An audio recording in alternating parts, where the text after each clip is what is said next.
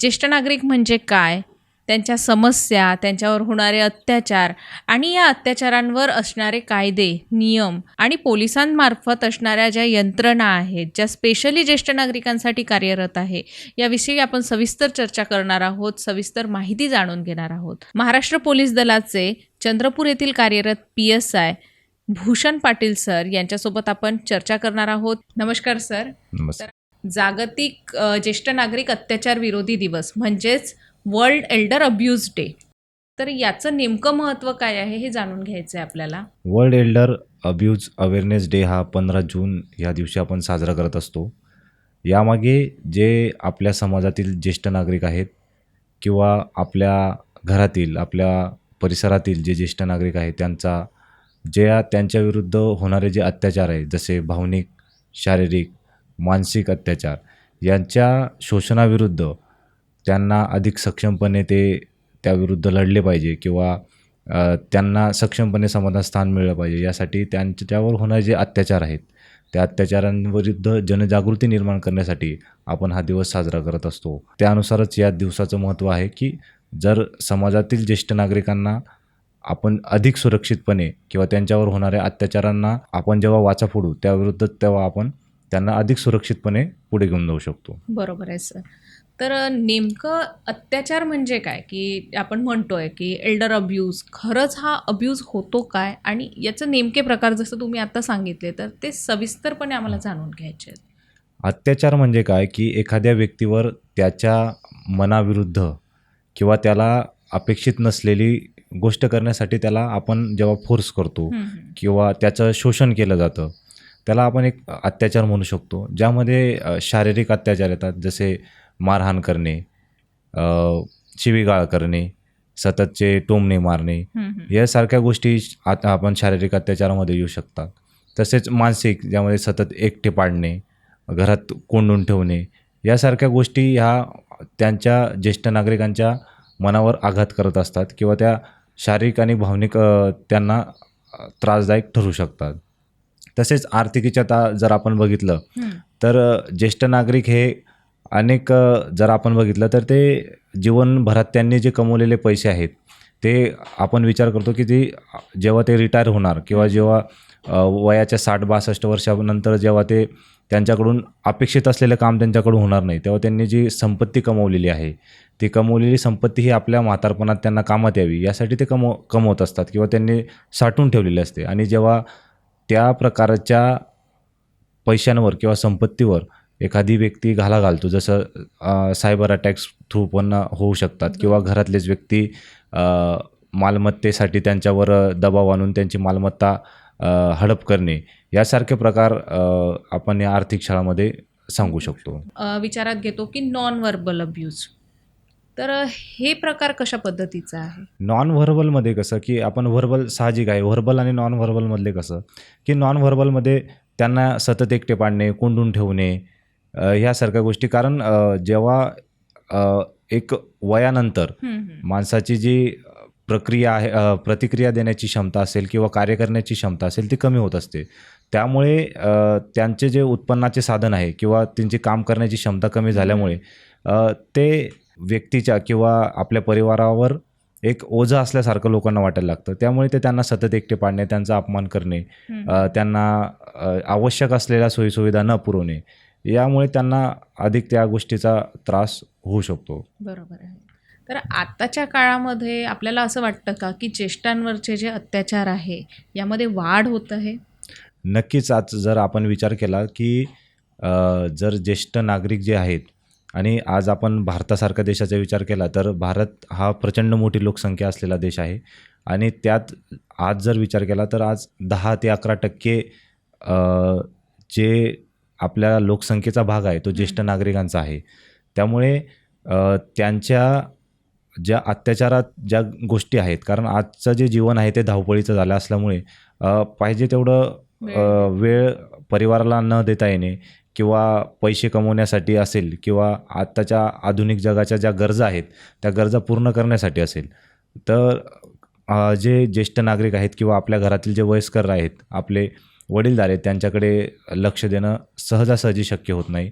आणि मग त्याचा परिणाम काय होतो की त्यांनी जे कमवलेली संपत्ती असेल किंवा त्यांनी स्वतःसाठी राखून ठेवलेली काही गोष्टी असतील, त्यांच्याकडे साहजिकच त्या गोष्टी मिळवण्यासाठी त्यांच्यावर अत्याचार केला जातो. मालमत्ता असेल, जर त्यांच्या नावावर कोणती शेती असेल किंवा काही प्रॉपर्टी असेल तर ती मिळवण्यासाठी सुद्धा त्यांच्यावर अत्याचार केला जातो. तसेच त्यांचा रिॲक्शन टाईम कमी असल्यामुळे किंवा ते चांगल्या पद्धतीने प्रतिक्रिया देऊ शकत नसल्यामुळे त्या गोष्टीचा फायदा घेऊन देखील अनेक गुन्हे घडताना दिसतात, जसे स्नॅचिंग करणे. कारण ते प्रतिक्रिया चांगल्या पद्धतीने देऊ शकत नाही किंवा सहजच त्यांना आपण पकडून किंवा त्यांच्याकडून टार्गेट करू शकतो आणि त्यांच्याकडून काही गोष्टी घेऊ शकतो किंवा ओढून घेऊ शकतो. त्याच्यामुळे ह्या गोष्टी असल्यामुळे आता अत्याचारात वाढ झाल्याचं आपल्याला दिसून येते. आपण सध्या चंद्रपूर जिल्ह्यात कार्यरत आहात, तर आपण चंद्रपूर जिल्ह्याचाच पूर्ण विचार करूया, त्यामध्ये शहरी असतील किंवा ग्रामीण. तर अशा काही स्पेसिफिक तक्रारी आहेत का की ज्याचं प्रमाण जास्त आढळून येतो ज्येष्ठांविषयीच्या? नक्कीच. जर आपण ज्येष्ठांच्या तक्रारींविषयी विचार केला तर आज सध्याच्या जगात जे आधुनिक जग झालं आहे आणि जे आज ज्येष्ठ नागरिक आहेत किंवा जे आज वयाच्या 65 किंवा त्याच्यावरील जे व्यक्ती आहेत, त्यांच्या काळात किंवा ते ज्या काळात शिकत होते त्या काळात आणि आताच्या काळाच्या टेक्नॉलॉजीमध्ये खूप सारा बदल झालेला आहे आणि आताची टेक्नॉलॉजी अपडेट झाल्यामुळे ते त्या पद्धतीने त्याला अडॅप्ट करू शकले नाही. त्याच्यामुळे तो जो गॅप आहे त्या गॅपचा फायदा घेण्याचा प्रयत्न काही जे असामाजिक तत्व आहे ते करत असतात. जसं आता आपण पाहिलं, सगळ्यात मोठं तर सायबर फ्रॉड हा आज सगळ्यात मोठा फ्रॉड आहे आणि व्हिडिओ कॉल्सच्या माध्यमातून त्यांना डिजिटल अरेस्ट करणे हे प्रकार आपण बघत आलो आहे. डिजिटल अरेस्ट करणे, OTP बँकेतनं कॉल करून आम्ही बँकेतनं बोलतो त्यांच्याकडून OTP मिळवणे, अशा गोष्टी करून त्यांच्यासोबत फ्रॉड होतो. तसेच त्यांना जास्त टेक्नॉलॉजीचं ज्ञान नसल्यामुळे काही लिंक्स पाठवून त्यांचा मोबाईल हॅक करणे, अशा पद्धती करून त्यांच्याकडून सहजच त्यांना टार्गेट केलं जाऊ शकतं आणि त्यांच्याकडून आवश्यक तो परिणाम ते असामाजिक तत्व प्राप्त करून घेतात. तसेच आपण बघितलं तर अनेकदा जे त्यांच्यावर अत्याचार करणारे लोक आहे त्यांच्याच फॅमिलीयर देखील असतात. जसं त्यांचे प्रॉपर्टीशी संबंधित गोष्टी असतील, त्यांचा काही लोकांना पेन्शन असतात, तर तो पेन्शनचा पैसा स्वतःकडे ठेवून घेणे, त्याच्यानंतर त्यांच्या मालमत्ता बळकवण्याचा प्रयत्न करणे, यासाठी त्यांना सतत त्रास देणे, या सगळ्या गोष्टी घडताना आपल्याला आजूबाजूला दिसत असतात. सर, आता आपण तक्रारींविषयी ऐकलं की मोस्टली तक्रारी ह्या सायबरशी रिलेटेड असतात आणि कौटुंबिकसुद्धा असतात. बरोबर. ह्या तक्रारी देण्यासाठी हे लोक स्वतः येतात की कोणाचं त्यांना मदत घ्यावी, कारण ते ज्येष्ठ नागरिक आहेत, बरोबर आहे. तर हे अवेअरनेस त्यांच्यामध्ये आहे का? खरं तर हा अवेअरनेस कमी असलेला दिसतो आपल्याला, कारण त्यांच्याकडे जे आज आपण अत्याचार किंवा त्यांच्याविरुद्ध ज्या घटना बघतो, तर त्यांना यासाठी अवेअर करणं खरंच खूप गरजेचं आहे. त्यासाठी पोलीस विभागामार्फत पण आपण एक सोपी पद्धत आहे, 112 हा नंबर डायल केल्यानंतर आपल्याला सहजच पुढच्या 5 ते 10 मिनटात पोलीस मदतीला पोचतात. त्यांच्या थ्रू आपण पोलीस स्टेशनपर्यंत पोचू शकता. किंवा आता सध्या आपण जरी ते टेक्नोसेव्ही नसले, कारण आता ऑनलाईन FIR नोंद करणे वगैरे ह्या गोष्टीसुद्धा अवेलेबल आहेत. परंतु मला वाटतं की सगळ्यात सोपी पद्धत आहे की 112ला जर तुम्ही कॉल केला तर तुमच्यापर्यंत पुढच्या 10 मिनटात पोलीस पोहोचतात आणि ते तुम्हाला आवश्यक असलेली सर्व मदत पुरवत असतात. जर तुम्ही म्हटले की आम्हाला पोलीस स्टेशनपर्यंत जायचं आहे किंवा आम्हाला तक्रार नोंदवायची आहे, तर ते तुम्हाला मदत पोचवून ते तुम्हाला पोलीस स्टेशनपर्यंतसुद्धा पोचवू शकतात. त्यांना भीती असेल किंवा ज्ञान नसेल त्या गोष्टींपासून, जसं ऑनलाईन फ्रॉडमध्ये होताना दिसतं, OTP असेल किंवा लिंक्स असतील, त्या लिंक्सकडे दुर्लक्ष करणे किंवा जर त्या करायच्याच असतील किंवा त्यांच्याविषयी ज्ञान एखाद्याला विचारल्याशिवाय त्यावर काही प्रक्रिया करू नये, अशा गोष्टी जर त्यांनी केल्या तर त्यांना वाचण्यासाठी किंवा जे फ्रॉड आहेत किंवा जे आर्थिक किंवा त्यांना त्रास होणार आहे त्या गोष्टीचा, त्यापासून ते लांब राहू शकतात. असं म्हणजे अनुभवातून सांगते की एखाद्या ज्येष्ठ नागरिकावर अत्याचार होतो आणि अत्याचार करणारा हा घरचाच असतो. बरोबर. जसं की एखाद्या व्यक्ती वृद्ध स्त्री आहे, त्यांना मारहाण होते आहे, त्यांचा मुलगा व्यसनाधीन आहे. बरोबर. तर अशा कंडिशनमध्ये तेवढ्या वेळापुरता तिला तो राग येतो आणि ती तक्रारीसाठी जाते सुद्धा. बरोबर. पण काही वेळानंतर तिला रिअलाईज होतं की तो तर माझा मुलगा आहे. बरोबर आहे. मग अशा वेळेला काही काउन्सिलिंगचं आपल्याकडे काही आहे का माध्यम? बरोबर. आपण ज्येष्ठ नागरिकांसाठी एक कक्ष पण असतो पोलीस स्टेशनला आणि काउन्सिलिंगचे पर्याय पण उपलब्ध करून दिले जातात सरकारतर्फे.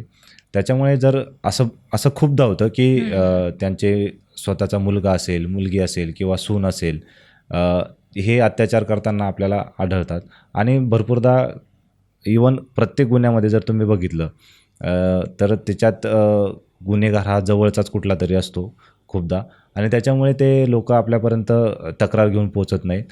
परंतु मला असं वाटतं की त्यांनी पोलिसांपर्यंत पोचलं पाहिजे आणि पोलीस नक्की त्यांना शक्य तेवढी मदत करण्याचा प्रयत्न करतात. आणि कायद्याच्या दृष्टीने जर बघितलं तरी जर त्यांना त्यांचे अधिकार मिळत नसतील तरी आपल्याकडे त्यांच्यासाठी सरकारने भरपूर साऱ्या योजना आणलेल्या असतात. त्या जर ते तिथपर्यंत पोचले, त्या विभागापर्यंत पोचले तर नक्कीच त्यांना त्याचा फायदा 100% होऊ शकतो. ह्याच्या काही आर्थिक फसवणूक होतात किंवा त्यांच्याच मालमत्ता हडप होतात, अशा प्रकरणांमधून ज्येष्ठांनी कसं सावध राहायला पाहिजे? एक तर सर्वात महत्त्वाचं, कोणतेही डॉक्युमेंट्स जे आहेत ते वाचल्याशिवाय किंवा त्यांना व्हेरीफाय केल्याशिवाय त्याबाबत कोणतेही त्यावर सही न करणे किंवा व्हेरीफाय केल्याशिवाय त्याबाबत कोणतेही व्यवहार न करणे हा सर्वात मोठा एक महत्त्वाची गोष्ट आहे. यामध्ये एकदा असं झालं होतं की एक व्यक्तीने एका ठिकाणी एक प्लॉट विकत घेतला आणि तो प्लॉट विकत घेतल्यानंतर झालं असं की त्याने खूप वर्ष ते त्याचं इन्व्हेस्टमेंट केल्यामुळे खूप पैसे असल्यामुळे इन्व्हेस्टमेंट करून ठेवून दिला. त्याच्यानंतर त्याच्या एका संबंधिताने त्याला माहिती मिळाली की ह्या व्यक्तीने मागच्या 8-10 वर्षापासून हा प्लॉट विकत घेऊन ठेवला आहे आणि तो तसाच पडून आहे. तो फक्त इन्व्हेस्टमेंट म्हणून घेतला आहे. पण मग त्याला माहिती मिळाली आणि त्याने यांच्या नकळत त्या व्यक्तीचा प्लॉट हा दुसऱ्या व्यक्तीला म्हणजे तो या व्यक्ती त्याच्याऐवजी उभा करून त्याच्या नावाने परस्पर ते एक व्यवहार करून त्याची जमीन बळकावल्याचा प्रकार देखील समोर आला होता आणि त्याच्यानंतर तो गुन्हा दाखल होऊन पुढे ती प्रक्रिया झाली. परंतु ह्या गोष्टीमध्ये किंवा ह्या न्यायिक प्रक्रियेमध्ये असेल त्यामध्ये खूप वेळ आणि पैसा पण खर्च होत असतो. त्याच्यामुळे मानसिक त्रास खूप सारा होत असतो आणि ह्यातनं सफर माणूस होत असतो. पूर्ण परिवार देखील यातनं सफर होत असतो. त्याच्यामुळे आपण जे जीवनभरात कमवलेली संपत्ती आहे ती अशा काही छोट्या चुकांमुळे आपण गमावण्याची शक्यता अधिक आहे. त्याच्यामुळे या गोष्टींकडे आपण लक्ष देणं खूप गरजेचं आहे आणि आर्थिक व्यवहार करताना आपण ते कोणत्या व्यक्तीशी करत आहोत.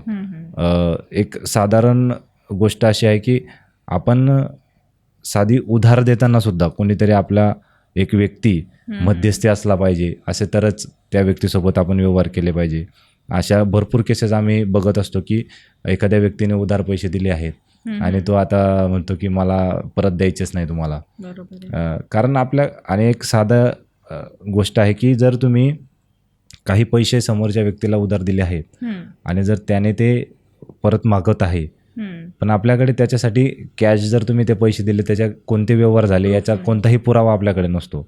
त्यामुळे आपण ते एक गुन्हा नोंदवण्याच्या दृष्टीने पण त्यामध्ये कायदेशीर आपल्याला अडचण निर्माण होताना दिसून येते. त्यामुळे असे व्यवहार करताना प्रत्येकाने ते एक केअरफुली किंवा काळजीपूर्वक लक्ष देऊन जर ते व्यवहार केले तर ह्या गोष्टीपासून आपण सहजच वाचू शकतो. त्याच्यामुळे या छोट्या छोट्या गोष्टी आहेत ज्या फार खूप मोठ्या आहेत असं काही नाही. फक्त आपण ते जर थोडं लक्ष देऊन केलं तर आपण या सगळ्या गोष्टीपासून सहज वाचू शकतो. ज्येष्ठांनाच मोस्टली टार्गेट केलं जातं सायबर गुन्ह्यांमध्ये. तर मग अशा वेळी त्यांना कशाद्वारे फसवलं जातं? म्हणजे जसं की आता सगळेच ज्येष्ठ नागरिक आपले स्मार्टफोन वापरतात असं नाही.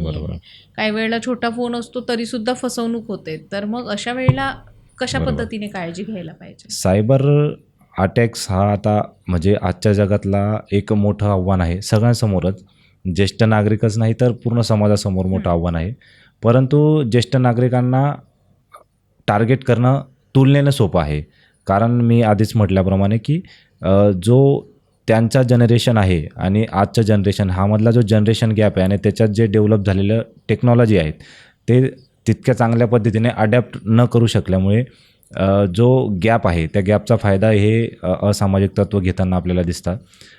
जसं मी आधीच सांगितल्याप्रमाणे लिंक्स पाठवणे ते साहजिक आहे. कोणता एक साधा जरी मोबाईल असला तरी त्यावर आपण लिंक पाठवू शकतो. आणि साधा जरी आपण म्हटलो की आज माझ्याकडे साधा मोबाईल आहे, मग त्याच्याद्वारे कसं काय माझ्यावर सायबर अटॅक होऊ शकतो. साहजिक आहे, OTP येईल आणि तुमचा OTP आल्यानंतर तुम्हाला सांगितलं जातं की मी बँकेतनं मॅनेजर बोलतो आहे, तुम्ही तुमच्या कार्ड्सच्या मला डिटेल्स द्या. मग आपण भावनेच्या भरात ते त्यांना वाटतं अरे मॅनेजर आहे बँकेतनं आणि ते आपल्याला लगेच ते सगळ्या कार्ड्सच्या डिटेल देतील. त्याच्यामुळे आपले जे पैसे आहेत ते सहजच चोरले जाऊ शकतात. OTP थ्रू आपल्या बँक अकाउंट्समधनं पैसे काढले जाऊ शकतात आणि स्मार्टफोन असेल तर ते सहज शक्य होऊन जातं. त्याच्यामुळे टेक्नॉलॉजीचा जो हा गॅप आहे तो भरणे खूप गरजेचं आहे. पण ते सहज शक्य नसलं तरी एक अवेअरनेस असला पाहिजे की आपल्याला OTP दिल्यानंतर त्याचे दुष्परिणाम काय होतात हे जर त्यांना माहिती असलं तर ते सहज OTP देणार नाही. त्याच्यानंतर बँकेतनं कोणतीही बँक असा कॉल करत नाही की आम्हाला तुमच्या कार्ड्सचे डिटेल्स हवे आहेत, तुम्ही आम्हाला त्या डिटेल्स द्या आणि त्यानुसार आम्ही पुढची कारवाई करू, असं कोणतीही बँक कॉल करत नाही. ह्या साध्या गोष्टी जरी त्या ज्येष्ठ नागरिकांपर्यंत असेल किंवा सर्वांपर्यंत पोचल्या तर जे होणारे सायबर फ्रॉड आहेत किंवा त्यांना जे आर्थिक नुकसान याच्या थ्रू होऊ शकतं त्यापासून ते लांब राहू शकतात आणि ते स्वतःला वाचवू शकतात असं मला वाटतं. सगळ्यात महत्त्वाचं आहे अवेअरनेसच या गोष्टीतनं आपल्याला वाचवू शकतो. कारण टेक्नॉलॉजी इतकी फास्ट झाली आहे की पटकन त्यामध्ये बदल होत असतात आणि तेवढं कदाचित आपण अजून अपडेट झालो नाही की आपण त्यांना लगेच स्ट्रेस करू. कारण कितीही आपण मान्य केलं तरी जे फ्रॉड करणारे आहेत किंवा आरोपी आहेत ते एक पाऊल टेक्नॉलॉजीमध्ये पुढे आहेत. कारण त्यांना वापरण्यासाठी ते टेक्नॉलॉजी वापरण्यासाठी कोणतीही मर्यादा नाही. आणि जेव्हा एखादी प्रशासकीय विभाग किंवा शासनाचा विभाग काम करत असतो तेव्हा त्याला ते नियमाला धरून त्या गोष्टी काम करावं लागतं. आणि जे फ्रॉड आहेत किंवा ज्यांना हे असामाजिक तत्त्व आहेत त्यांना अटी शर्ती लागून असतात आणि त्याच्यामुळे ते सहजच त्या टेक्नॉलॉजीचा दुरुपयोग करण्याचा प्रयत्न करू शकतात. ज्येष्ठ नागरिकांसाठी असे कायदेशीर हक्क आहेत का? जसं बालकांना काही हक्क असतात तसं ज्येष्ठांसाठी काय हक्क आहेत? एक 2007चा एक कायदा आहे ज्यामध्ये त्यांना ज्येष्ठ नागरिकांना आपला जे कायदेशीर मालमत्ता वगैरे असतील तसेच त्यांचे जे वारस असतील त्यांनी त्यांचा सांभाळ केला पाहिजे. त्यांची ती जबाबदारी आहे वारसाची. जो वारस असेल किंवा त्यांचा जो कायदेशीर वारस असेल त्यांना ते जबाबदारी आहे किंवा त्याच्यावर ते कायद्याने कंपल्सरी आहे की त्यांनी त्यांचं पालनपोषण केलं पाहिजे किंवा त्यांचा सांभाळ केला पाहिजे. त्याच्यात एक महत्त्वाची गोष्ट अजून अशी आहे की जर एखाद्या व्यक्तीच्या नावावर काही मालमत्ता आहे किंवा पैसे आहेत तो जर एक कंडिशनने त्याच्या मुलाला किंवा मुलीला ते ट्रान्सफर करत असेल किंवा ती मालमत्ता देत असेल तर त्याने जर ती कंडिशन टाकली की तुम्ही माझा सांभाळ करावा तरच मी तुम्हाला ती मालमत्ता देतो तर याने पण खूप सारा फरक पडेल. आणि कायद्याने पण एक त्याच्यात चांगली एक योजना आहे की आपण ज्या ज्येष्ठ नागरिकाचा सांभाळ केला गेला नाही ही कंडिशन टाकल्यानंतर सुद्धा तो ती मालमत्ता रिवोक करू शकतो आणि स्वतःच्या नावावर पुन्हा प्राप्त करून घेऊ शकतो.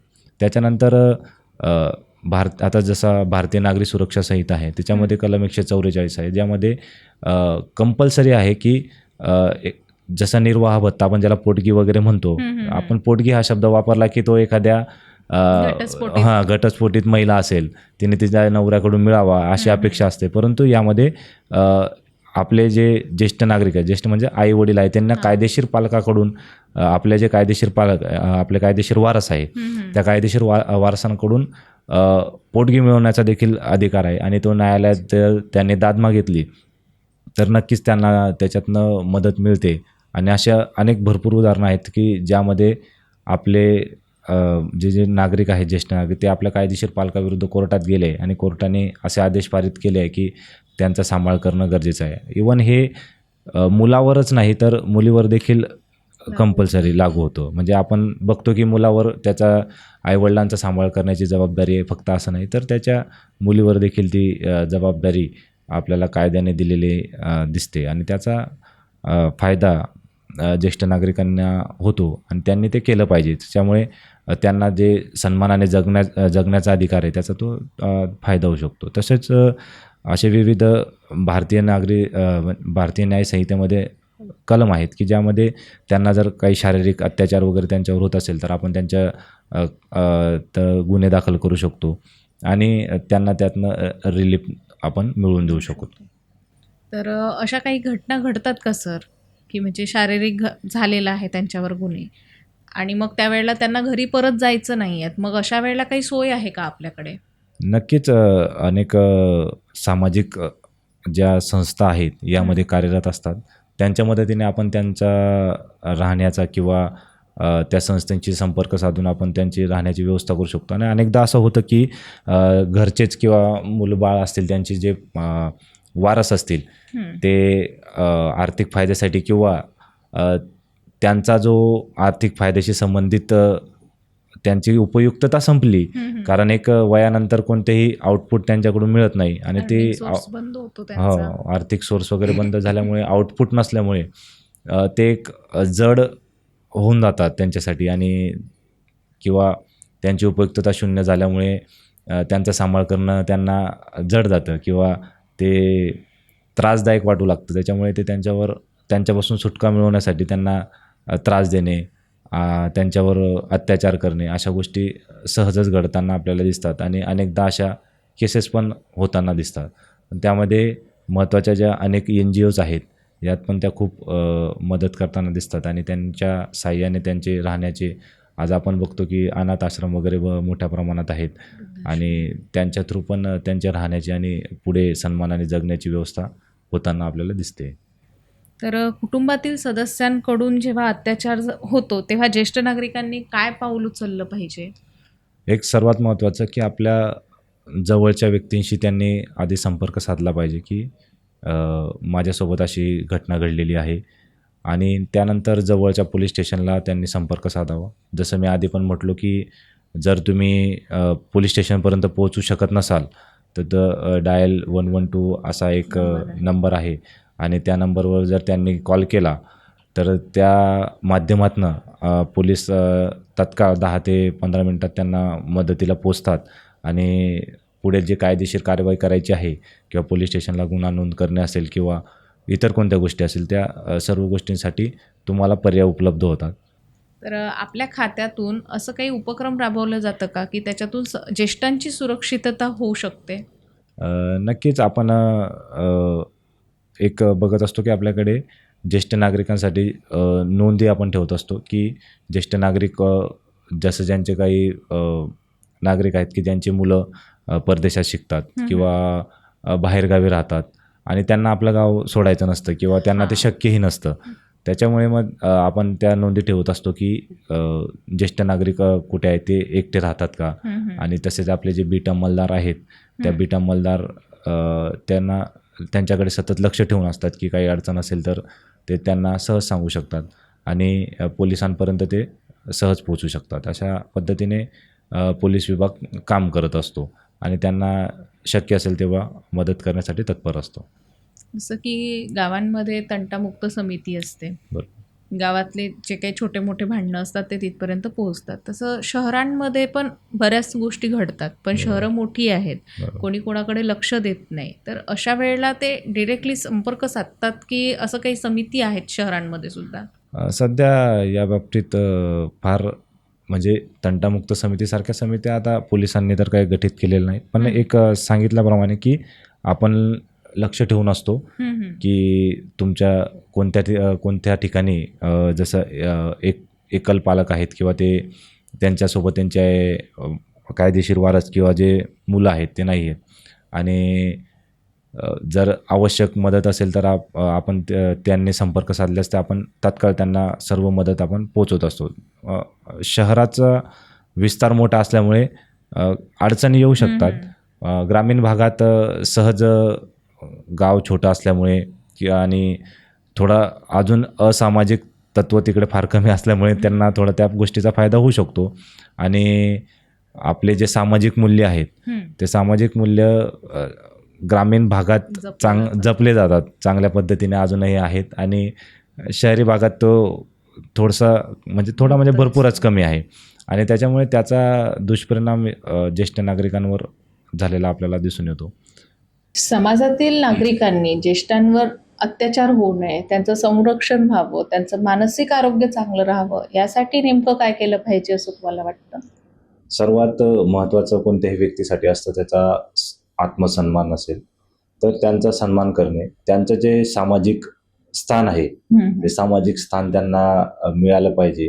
अशा पद्धतीने जर काम केलं तर त्याचा आपण नक्कीच त्यांना जीवन जगताना फायदा ज्येष्ठ नागरिकांना होऊ शकतो. तर त्यांच्यावर जे अत्याचार होत असतात, कारण जे ज्येष्ठ नागरिकांवरचे जे अत्याचार आहेत ते त्यांच्या परिवारातीलच व्यक्ती जास्त प्रमाणात करताना आपल्याला दिसतात. जसे आपण पाहिलं की मालमत्तेच्या हव्यासापोटी असतील, त्यांच्याकडून काही मिळवण्यासाठी असतील, किंवा त्यांची उपयुक्तता शून्य झाल्यामुळे ते त्यांचा पालनपोषण करणं त्यांना जड जात असल्यामुळे ते त्यांच्यावर अत्याचार होत असतात. आणि हे अत्याचार होत असताना जर आपल्या शेजारी हे अत्याचार एखाद्या परिवारात होताना आपण बघतोय, आणि आपल्या शेजारी असेल किंवा आपल्या कॉलनीत असेल किंवा आपल्या आपण ज्या भागात राहतो त्या भागात असंही कोणतीही घटना घडताना आपल्याला जर दिसत असेल तर प्रत्येक नागरिकाचं ते कर्तव्य आहे की त्याने त्याची माहिती आपल्या शेजारील पोलीस स्टेशन असेल किंवा संबंधित कोणता त्यांना जे शक्य असेल त्या विभागापर्यंत पोहोचवणे. पण पोलीस विभाग सहज उपलब्ध असल्यामुळे त्यांनी ती माहिती द्यावी. आणि यात जर तुम्ही अशी माहिती, कोणताही नागरिक अशी माहिती जर पोलिसांपर्यंत पोहोचवत असेल तर पोलीस त्याचं नाव गुप्त ठेवून पुढील कारवाई करू शकतात. त्याच्यामुळे जे ज्येष्ठ नागरिक आहेत त्यांना त्यांचे जे अधिकार आहे किंवा हक्क आहे ते सहज मिळू शकतात. कारण काय होतं की परिवारातील व्यक्तीने अत्याचार केल्यामुळे जे ज्येष्ठ नागरिक आहेत त्यांना असं वाटत असतं की आपणच आपल्या मुलाविरुद्ध कसं जावं किंवा पोलिसात कशी तक्रार करावी. त्यामुळे ते तयार नसतात आणि त्यामुळे ते निमूटपणे ते सहन करत असतात, आणि त्याच्यामुळे ते अत्याचारांचं प्रमाण हे दिवसेंदिवस वाढतच जातं. त्यांनी पोलिसांपर्यंत पोहोचण्याचा प्रयत्न केला तर नक्कीच त्यांचा जो होणारा अत्याचार आहे आणि त्यांना सन्मानाने जगण्याचा जो अधिकार आहे ते सन्मानाने नक्कीच जगू शकतात. आणि आपल्या परिवाराविरुद्ध गेलं पाहिजे असा मुद्दा नाही, परंतु जर अत्याचार होतो आहे तर त्याच्या विरुद्ध नक्कीच त्यांनी वाचा फोडली पाहिजे. आणि कारण कदाचित आताचा जो अत्याचार सुरुवातीला होत आहे तो कमी असेल आणि नंतर त्याचे जर तुम्ही त्याच्या विरुद्ध आवाज उठवला नाही तर त्याचे परिणाम अधिक गंभीर स्वरूपाचे होऊ शकतात. त्याच्यामुळे जरी आपला तो मुलगा असेल किंवा आपल्या परिवारातील व्यक्ती असेल, मुलगा असेल, मुलगी असेल किंवा परिवारातील कोणतीही व्यक्ती असेल तर त्याच्या विरुद्ध जर ते अत्याचार करत असतील तर नक्कीच त्यांनी त्याच्या विरुद्ध आवाज उठवला पाहिजे आणि पोचवलं पाहिजे. यामध्ये नागरिकांची पण भूमिका महत्त्वाची आहे. त्यांनी जर आपल्या शेजारी किंवा आजूबाजूला असा प्रसंग घडत असेल तर ती माहिती पोलीस प्रशासनापर्यंत पोहोचवली पाहिजे.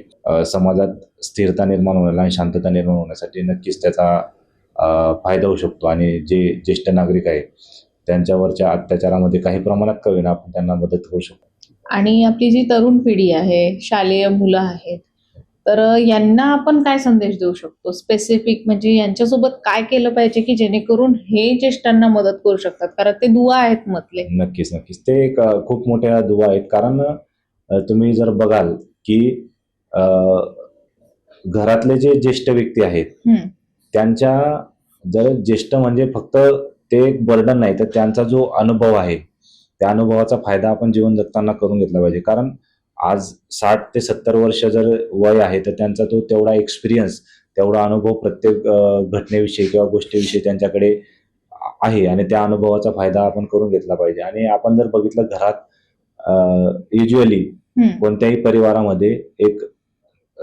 आजोबा आणि नातू यांचं जे नातं असतं, ते जी बॉन्डिंग असते ती खूप वेगळी असते. कारण त्यामध्ये त्यांची जी बॉन्डिंग असते ती खूप आपल्याला चांगली असल्याचे दिसतं. त्याच्यामुळे ते जे आहे की त्यांच्या नातू असेल किंवा जी तरुण पिढी, नवीन पिढी येणारी आहे त्यांनी जर त्यांच्याकडे घरात जर खरंच आपल्या आईवडिलांनी त्यांच्या आईवडिलांना चांगल्या पद्धतीने ट्रीट केलं तर नक्कीच ही जी येणारी पिढी आहे ती पण ज्येष्ठांकडे त्या पद्धतीने बघेल आणि त्यांच्या अडीअडचणी समजून घेण्याचा प्रयत्न करेल. आणि तरुणांना हे जे होणारे अत्याचार आहे, कारण आपण एक तरुण वयात असल्यामुळे आपण नेहमी चांगल्या विचारांनी प्रेरित असतो की असे असले अत्याचार होऊ नयेत. बरोबर आहे. तर त्यांना आणि त्यांच्याकडे ॲक्सेस चांगला आहे, कारण त्यांच्याकडे टेक्नॉलॉजी आहे, त्यांच्याकडे मोबाईल फोन्स अवेलेबल आहेत, फिरण्यासाठी साधनं अवेलेबल आहेत. त्याच्यामुळे त्याचा वापर करून ते सहजच त्यांच्या अडचणी सॉल्व्ह करू शकतात आणि त्यांच्या ज्या ज्येष्ठ नागरिकांच्या जर कोणा अत्याचार होत असतील तर त्याच्या विरुद्ध आवाज उठवून किंवा एखाद्या पोलीस विभागाशी संपर्क ते सहजच साधू शकतात. त्यांच्याकडे ते साधन उपलब्ध आहेत आणि त्या साधनांद्वारे ते संपर्क साधून जे ज्येष्ठ नागरिकांविरुद्ध जे अत्याचार होत आहेत त्यांना वाचा फोडू शकतात. आणि त्याचा फायदा मला असं वाटतं की त्या पिढीने ज्येष्ठ नागरिकांकडे एक बर्डन म्हणून न पाहता एक ॲसेट म्हणून बघावं की त्यातनं त्यांना जो एक्सपिरियन्स आहे, त्यांचा जो अनुभव आहे, त्या अनुभवाचा फायदा जीवन जगताना 100% होत असतो. आणि ज्येष्ठ नागरिकांना आपण असा काय प्रेरणादायी संदेश देऊ शकता? वृद्ध किंवा जे ज्येष्ठ आहेत ते आपल्यासाठी बर्डन नाही आहेत, ते एक आपल्यासाठी ॲसेट आहेत. त्यांचा जो अनुभव आहे, त्यांची जीवन जगण्याची पद्धत आहे, त्यांनी जे बदल होताना बघितले आहेत मागच्या 60-70 वर्षात 4 ऋतू जास्त बघितलेले म्हणतो आपण त्यांना. ते जितके पावसाळे त्यांनी बघितले आहेत, जे आपण एक्सपिरियन्स घेतलेले आहेत जीवनात की त्यांचा जो काळ होता आणि त्या काळापासून त्या आजच्या काळात होणारे जे बदल आहेत ते बदल त्यांनी खूप चांगल्या पद्धतीने बघितले आहेत आणि त्या बदलांचा किंवा त्यांच्या अनुभवांचा फायदा आपण घेऊन पुढे त्याचा फायदा आपल्याला आपल्या जीवनात आपण नक्कीच करू शकतो. जपानमध्ये एक पद्धत आहे की कोणतीही कंपनी किंवा तिथली जी संस्था आहे आपल्याकडे जे काम करतात ते रिटायर होत किंवा त्यांचं टेक्नोसेवी जे आपण म्हणतो की टेक्नॉलॉजी वाढल्यामुळे काही लोक आउटडेटेड होतात, तर त्यांना ते नोकरीवरून काढून न टाकता त्यांना एक्सपिरियन्स, त्यांचा जो एक्सपिरियन्स आहे त्याचा फक्त फायदा घेऊन त्यांना पूर्ण पगार देऊन त्यांना सन्मानाने जगण्यासाठी त्यांना सगळं सोयीसुविधा उपलब्ध करून देत असतात. त्याच्यामुळे आपणही अशा समाजाकडे पाहिलं पाहिजे की ज्यामध्ये ज्येष्ठ नागरिकांना चांगलं स्थान असेल. आणि आजही आपण विचार केला तर आपल्या भारताच्या लोकसंख्येत 10 ते 11% ज्येष्ठ नागरिक आहेत आणि पुढे त्याची संख्या नक्कीच वाढणार आहे. त्याच्यामुळे त्यांना उपयुक्त किंवा त्यांना आवश्यक असलेला समाज निर्माण करणे किंवा त्यांना ज्या सोयीसुविधा किंवा आत्मसन्मान गरज आहे तसा समाज निर्माण करणं आज खूप गरजेचं आहे. कारण त्यांची वाढती संख्या लक्षात घेता आज ज्या पायाभूत सुविधा असतील किंवा त्यांना आवश्यक जे घटक आहेत पुढे जीवन जगण्यासाठी ते जर उपलब्ध करून देण्यात आल्या तर नक्कीच ते सन्मानाने जगू शकतात. वर्ल्ड एल्डर अब्यूज डे निमित्त आज आपण एक खास मुलाखत आयोजित केली होती, ज्यामध्ये आपण ज्येष्ठांच्या सगळ्या समस्या जाणून घेतल्या, त्यांच्यावर होणारे अन्याय, अत्याचार आणि या संबंधित असणारे कायदे याविषयी आपण सविस्तर माहिती जाणून घेतलेली आहेत. तर तुम्हाला आजची ही चर्चा आवडली असेल तर आमच्या चॅनलला नक्कीच सबस्क्राईब करा, शेअर करा, लाईक करा.